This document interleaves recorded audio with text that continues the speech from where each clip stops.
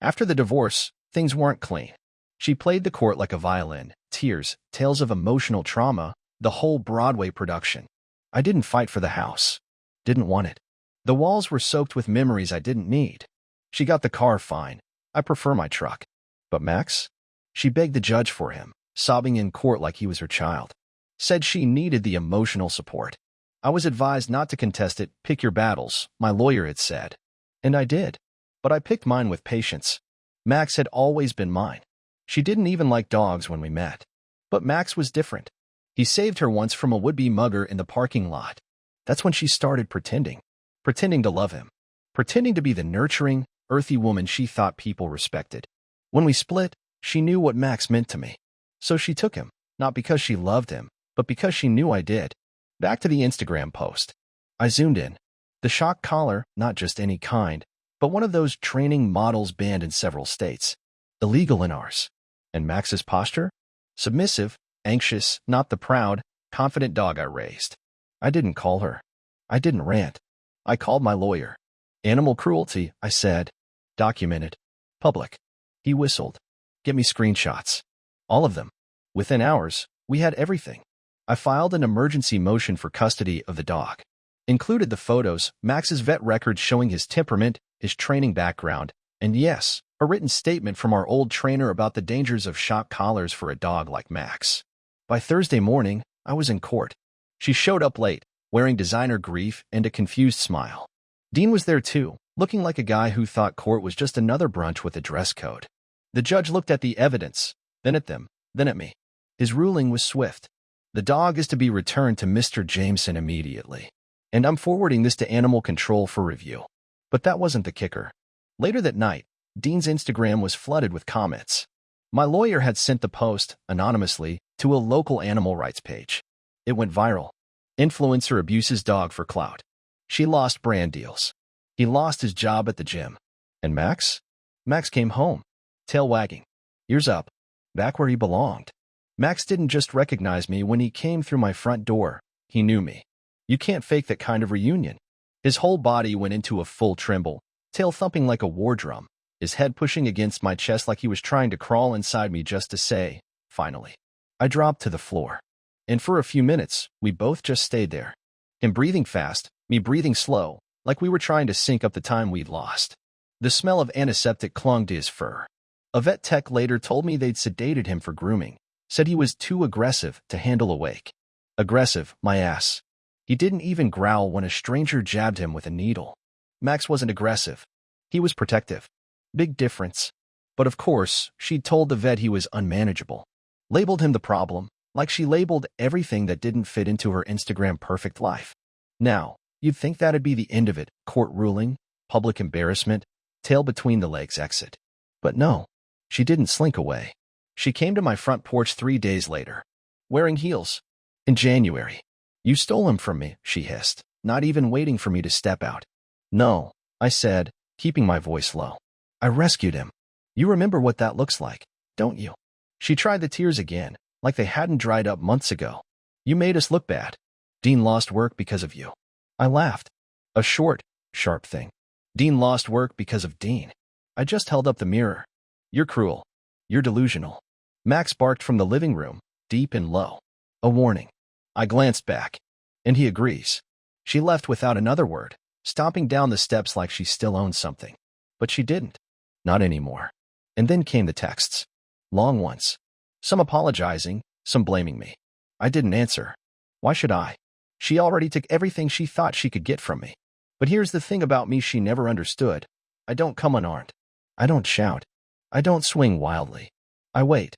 And when I strike, I don't miss. It started small, the cracks, I mean. You don't always hear betrayal as it happens. Sometimes it's just a delay in a response. A missed anniversary dinner. An eye roll when you talk about your day. At first, you tell yourself everyone hits rough patches. But then you realize, it's not a patch. It's the pavement crumbling beneath you. After Max was back home, I started doing what I do best, paying attention.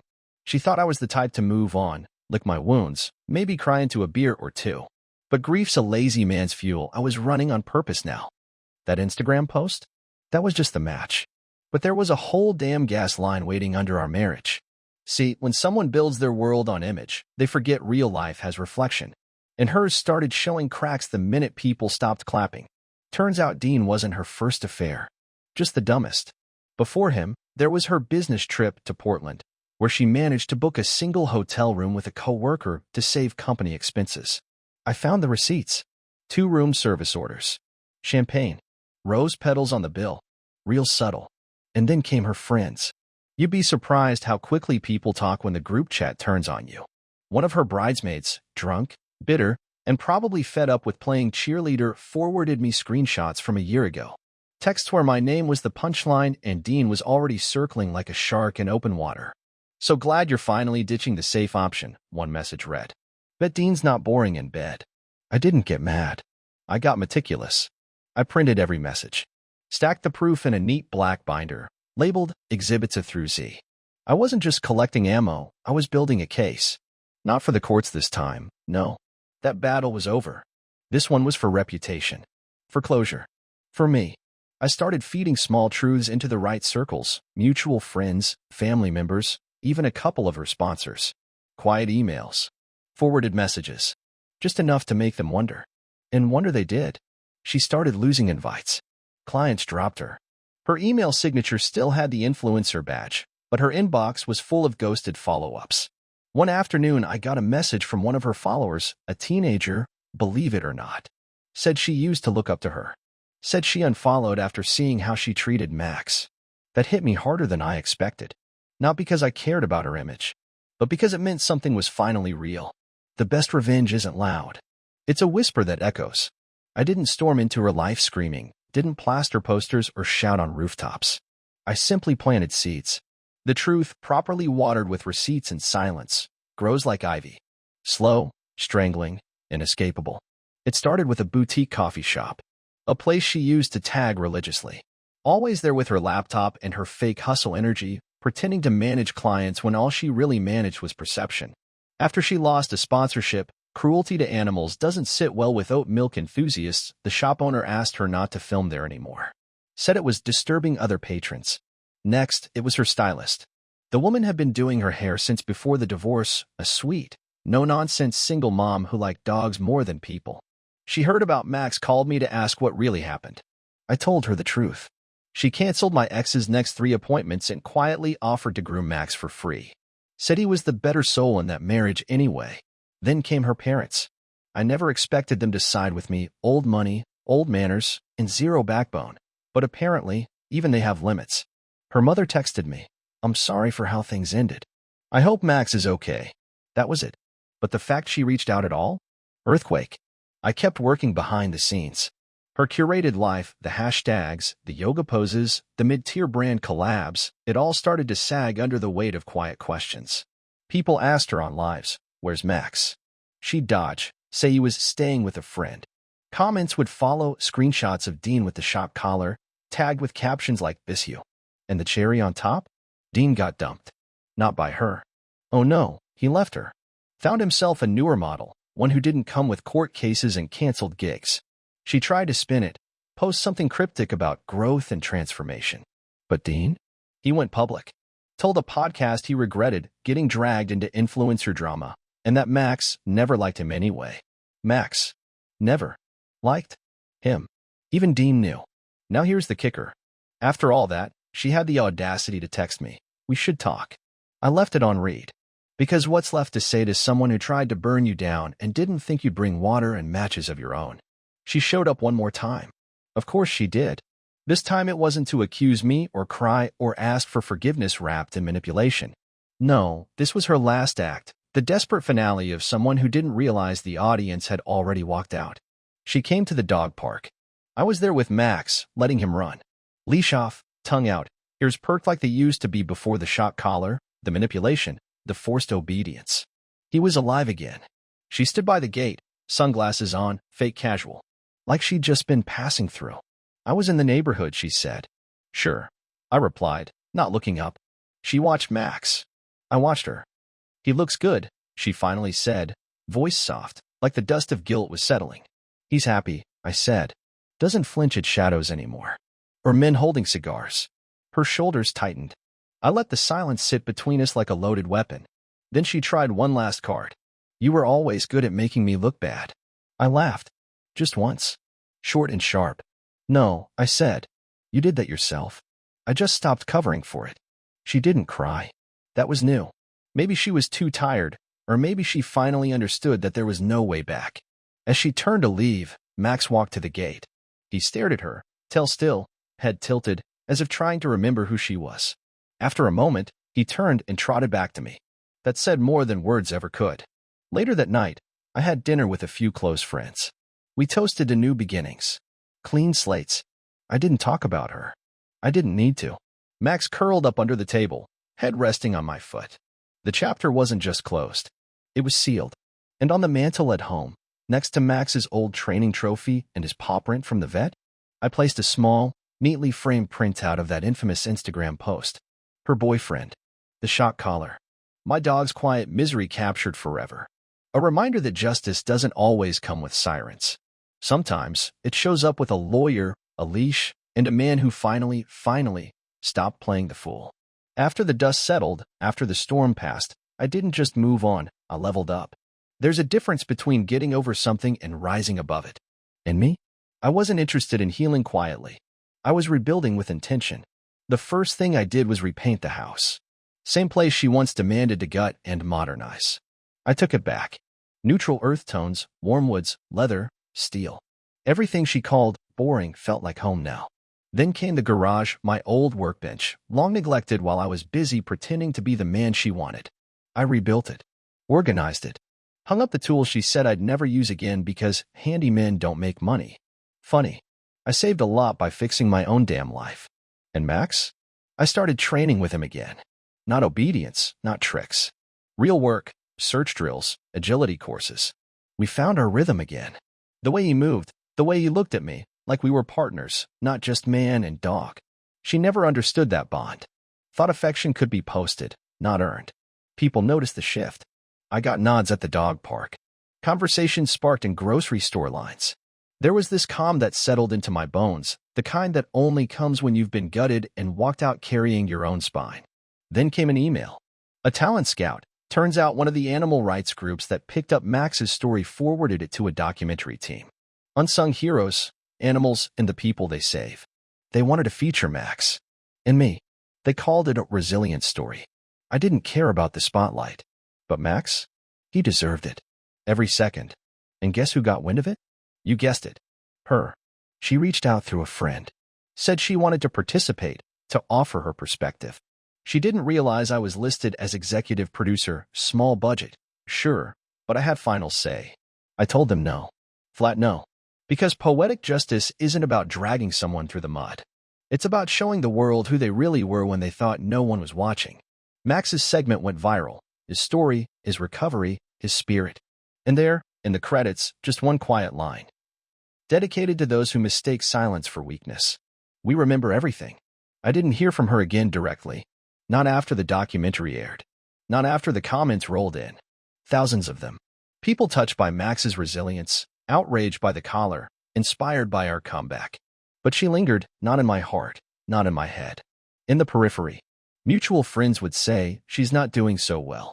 She'd been dropped from 2 more campaigns. Clients ghosted. She'd taken her profile private. Deleted the highlight reels of her perfect life. The ones that once featured me, then him, then neither. Meanwhile, Max and I, we thrived. I started a small side business, Canine Behavior Consults. Nothing fancy. Just enough to fill my weekends with meaning.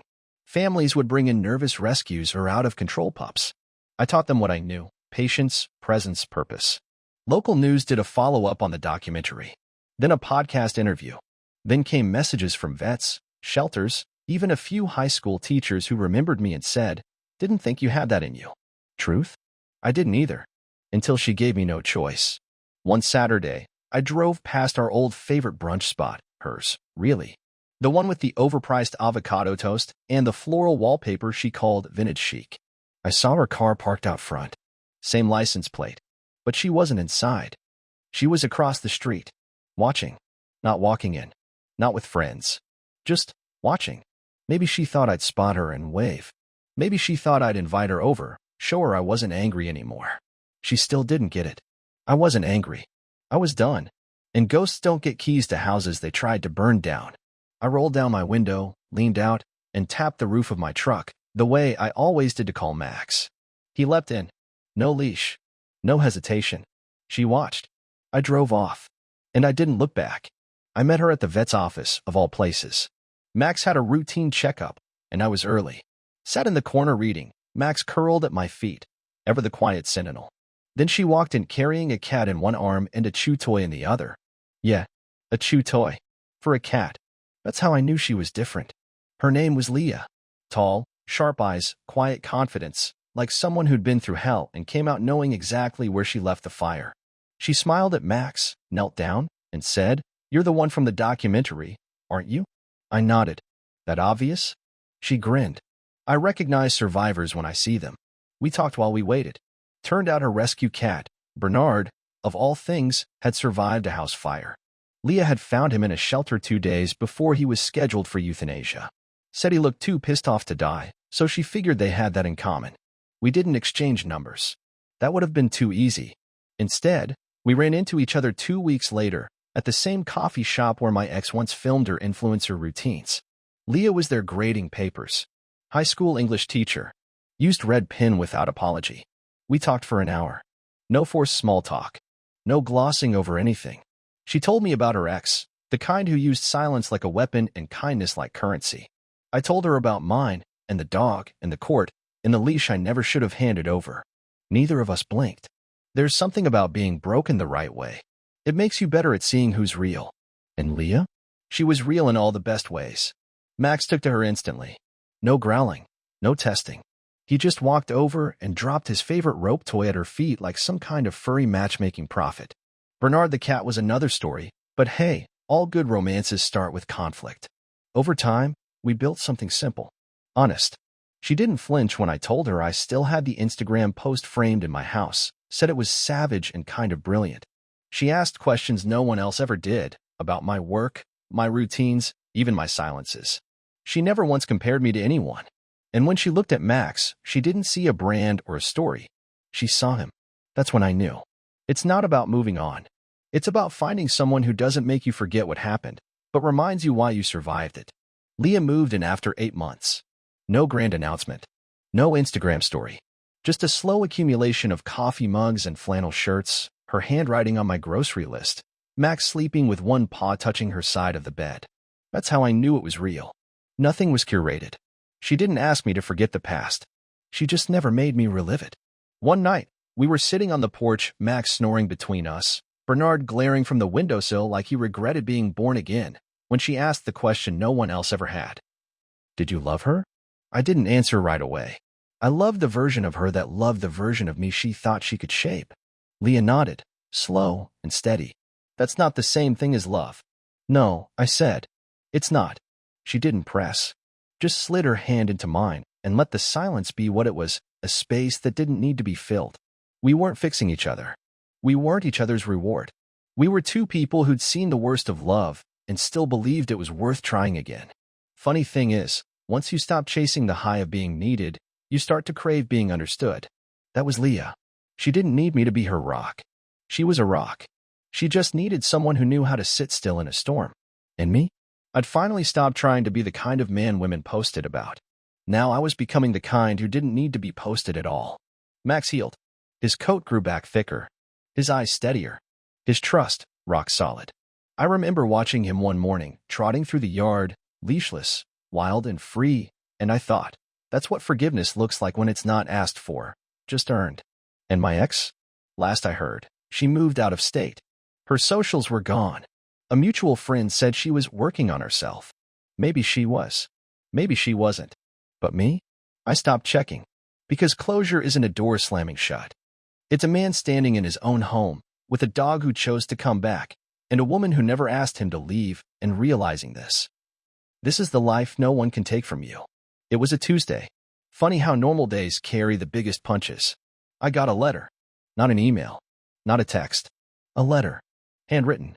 Postmarked from the state she moved to. The return address? A women's rehab facility. I stared at it for a long minute before opening it. Inside, 2 pages. Slanted handwriting, still trying to be elegant, still full of that same carefully curated tone, part apology, part performance.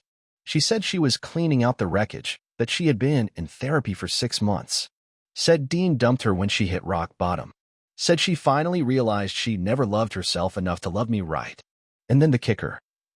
I'm sorry for what I did to you. To Max. I see it now. I hope you're happy. No ask to reconnect. No plea for redemption. Just the letter. Just the echo of someone I used to know trying to rewrite their chapter with a pen I no longer held. Leah read it over my shoulder. She didn't say much, just handed it back with a nod. Are you going to reply? I folded the paper, slid it back into the envelope, and set it on the mantel. No, that's not mine to answer.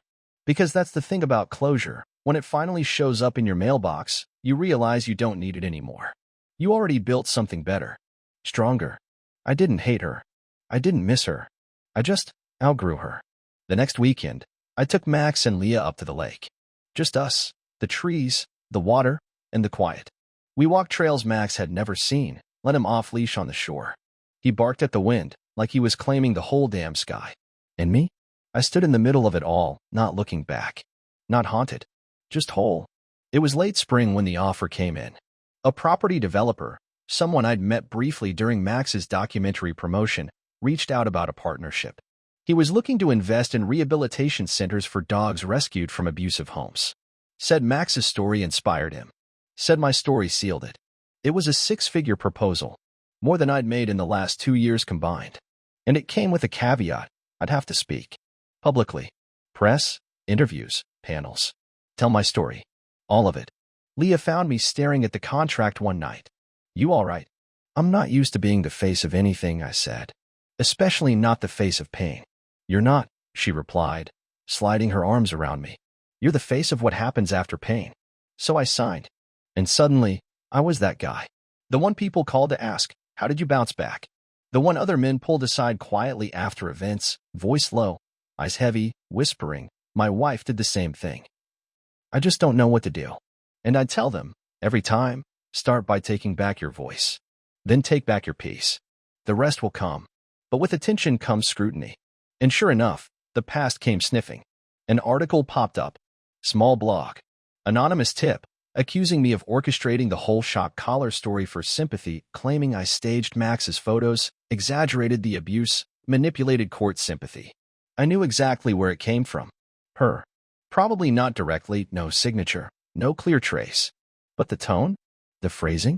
The passive-aggressive stabs dressed as concern? Classic. I didn't panic. I forwarded the article to my lawyer, who'd kept meticulous records from the court case. Then I emailed the blogger. Politely. Professionally. Attached the legal ruling, veterinary reports, timestamped screenshots, testimony from animal control. The post came down in under 48 hours. No retraction. No apology. Just deleted, like it had never existed. But people saw. And people remembered. And what shocked me most? The support. Strangers. Old friends. Even a few of her former followers, now dog moms themselves, flooded my inbox with messages like, we know the truth. Thank you for telling yours. That's when I realized I didn't just survive the storm. I became proof that storms don't win. It happened one morning, quiet, uneventful. The kind of morning that used to feel like a break from chaos. Now it felt like the reward. I was brushing my teeth, half asleep, Max at my feet, snoring like an engine. Leah stepped into the doorway, sipping coffee, hair pulled back, oversized hoodie that used to be mine hanging off one shoulder. She smiled. You look different lately. Older. I joked. No, she said, stepping closer. Settled. I paused, toothbrush still in hand, and met my own eyes in the mirror. And she was right. I was different. The man in that reflection wasn't searching for approval. He wasn't scanning for signs of betrayal, waiting for the other shoe to drop, or hoping someone would finally see his worth. He knew it. Every line on my face had been earned. Every scar was annotated with the lesson it came from. Every piece of me that once bent to keep the peace had straightened, not into something brittle, but into something solid. I'd spent years loving someone who saw me as a stepping stone, and now I was standing on my own foundation. That day, I visited my old storage unit, the one where I kept the last boxes of our marriage. Legal documents. Photos. The wedding album. I took it all out. Set up a small fire pit. Burned every page. Not in anger. In closure. Not one picture sparked a tear. Not one souvenir felt sacred. It wasn't about pretending it never happened. It was about acknowledging that it did, and that I no longer owed it a place in my present. Leah didn't ask questions when I came home smelling like smoke. She just handed me a beer and said, "Welcome back." And Max? He hopped up beside me on the couch, sighed deeply, and rested his head in my lap, as if to say, "Finally. Finally." It came in the smallest package, a wrapped box, hand-delivered by Leah. No note, just a smirk on her face that said, "Open it before you overthink it." Inside? A collar. Not a shock collar. Not even a regular one. This one was custom. Hand-stitched leather, dark brown, with Max's name embossed in bold, proud letters. But on the inside? 3 words. "Thank you, Dad." I looked up, confused. Leah just sat across from me, sipping tea like it wasn't the most loaded gift I'd ever received. Then she pulled out a folder. Adoption papers. A form from a local shelter. Another from a family lawyer. And a short, handwritten letter from her niece, 11 years old, in foster care, struggling. No father figure. No consistent adult man who ever stayed longer than a few months. Leah looked me in the eye and said, "She needs someone who doesn't quit. Who doesn't scare. Who doesn't play pretend." She didn't need to say more. I'd been so wrapped in reclaiming my life, I hadn't realized I was ready to share it. We took it slow. Weekends. Parks. Movie nights. She met Max. He approved. She met Bernard, less approval, but tolerable. She sat at our kitchen table with a nervous smile and eyes that darted to the door every few minutes, like she was still waiting for someone to disappear on her. She didn't know yet that I don't vanish. Not anymore. A few months in, she called me Uncle Jay. A month later, she forgot the uncle. It hit me harder than any of the betrayal ever did. Because that's the real justice, isn't it? Not just surviving, but becoming someone else's safe place. My ex spent her days chasing a curated life that cracked the second someone touched it. Me? I built one from the wreckage, not perfect, not photogenic, but strong as hell. Max, Leah, the girl who now calls me Dad, that's my empire. And the best part? There's not a single filter on any of it. You ever look at your life and realize you built something your past self wouldn't even recognize? But damn, would he be proud? That was me. One quiet Sunday afternoon, grilling in the backyard. Leah on the porch with a book, Max sprawled in the grass, and the girl, my girl now, chasing bubbles with a laugh that sounded like peace wrapped in childhood. And I stood there, flipping burgers, thinking, this, right here, this is everything I was told I wasn't worth. I wasn't flashy. Never had a six-pack, a trust fund, or a curated presence. But I had grit. I had scars. I had stories. And now, I had people who saw all of it and still leaned in. My girl had a science fair coming up. Asked if I'd help her build a volcano. Her teacher sent home a permission slip, parent signature. She handed it to me without blinking. I signed it without hesitation. Later that night, I found her asleep on the couch, wrapped in one of my old flannels. Max at her feet. Leah across from me, sipping tea with one leg curled under her, like she'd always been there. "You okay?" she asked. "I think," I said, for the first time in years.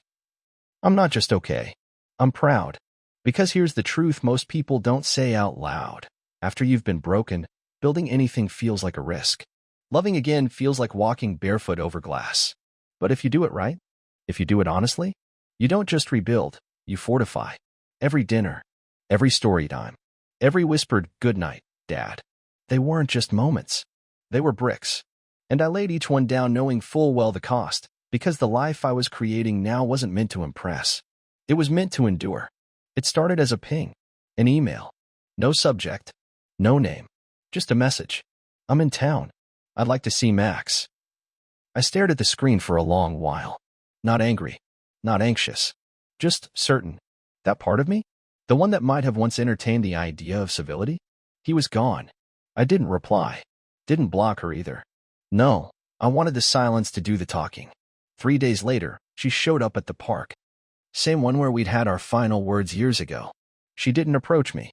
Just stood near the gate again, like some ghost hoping I'd break character. Max saw her first. He froze. Ears up. Tail stiff. No bark. No whine. Just alert. I snapped my fingers once. Max turned and came back. "Good boy." She stepped forward a few feet, arms crossed. "He still remembers me," she said. I nodded. That's the thing about dogs. They don't forget pain. They just choose peace. She looked smaller than I remembered. Not physically. Just diminished. Like the weight of her choices had finally started settling in. I've changed, she said. Therapy. Recovery. All of it. Good, I replied. Change is for you. Closure is for me. I could see the flicker behind her eyes, that instinct to manipulate, to soften, to twist. But this time, she had no leverage. You're really not going to let me say goodbye to him? You already did, I said. You just didn't know it was permanent. She swallowed hard. Her lips trembled, not from tears, from the absence of power. Max didn't move. I gave her a nod. Final. Civil, and turned away. She didn't follow. That night, I sat on the porch with Leah, told her what happened. You all right? She asked. Yeah, I said. That was the sound of a door locking for good. She reached out, placed her hand over mine. Then let's build the next one. And we did. The thing about building a new life is you start noticing the details. The creak in the floorboard you used to trip over, now it's a reminder of the night she fell asleep reading on the couch, and I carried her to bed. The smell of burnt toast? Used to mean chaos. Now? It's a Saturday morning science experiment gone sideways because our daughter decided peanut butter counts as lava-proofing. It's not perfect. It's ours. I finally finished that backyard shed, the one I started back when I thought building meant fixing broken drywall. Now, it's where I work on the custom dog gear I've started selling. Collars, harnesses, tags. Built for resilience. Just like the dogs who wear them. The business grew faster than I expected. Orders from vets, rescues, even a few therapy centers. One collar at a time, Max became more than a comeback story. He became a brand. One that stood for recovery with teeth. Leah surprised me one evening. Came home with a bottle of bourbon, a new flannel, and a piece of paper. Open it. Inside, a design for a new wing on the house. Small, functional. An office/studio. A place for the business. For me. I think it's time, she said. To build something not out of survival, but out of ambition. That one hit different. Because for so long, I was in rebuild mode. Just trying to stay upright. But now I wanted to rise. So we made plans. Budgeted it together. Drew lines on blueprints. Picked paint colors as a family. Our girl picked out dog paw stencils for the baseboards. Max approved with tail wags and a suspiciously timed fart during a zoning discussion. And through it all, not a single thought of her. The ex. The detour. That wreckage. Because when you finally start building from strength instead of pain, you don't look back at the storm. You watch the skyline you're creating and smile. It came at bedtime. Of course it did. The house was quiet, lights low. Max had already staked his claim on the hallway rug. Leah was brushing her teeth, humming that off-key tune she swears is Adele. And I was tucking in our girl. She looked up at me, eyes too big for her face, hair all messy from our pillow fight earlier, and asked, "Are you my real dad?" Not angry. Not confused. Just curious. And I froze. Not because I didn't have the answer, but because she didn't have one yet. I sat down on the edge of the bed. Looked her in the eyes. Didn't smile. Didn't sugarcoat. Just met her where she was. I'm not the dad who helped make you. But I am the dad who helps make your breakfast. Your science projects. Your bad days better. I'm the dad who shows up. Every time. Without needing a thank you. She blinked once. Then again. Processing. Okay, she said. Can I still call you dad? And just like that, something inside me, that last fragile shard from the man I used to be, cracked clean and healed right over. Always, I said. You always can. She pulled the covers up to her chin and whispered, good. 'Cause I don't want to have to keep explaining what a stepdad is. I laughed. The kind of laugh that lifts weight right out of your lungs. That night, I sat on the porch with Leah. Told her what happened. She didn't say much. Just leaned her head on my shoulder and said, she chose you. That means more than DNA ever could. And it does. Because I know what it's like to be abandoned. To be a placeholder. To be someone's plan B. But now I'm her plan A. It started with a box. A dusty one, shoved behind old camping gear in the attic. I found it while looking for Christmas lights. Labeled in her handwriting, my ex, all loopy and self-important. Memories. Leah wasn't home. Our girl was at a sleepover. Just me, Max, and a choice. I carried it downstairs, sat on the floor, and opened it. Photos. Notes. Receipts from overpriced brunches. One of our wedding invitations, the kind we spent a month arguing over fonts for. A playlist labeled Forever Songs. No joke. I didn't cry. I didn't rage. I just read. And with every item, I felt lighter. Because it all felt so small now. Back then, those moments were mountains. Now? Just paper hills. Easy to step over.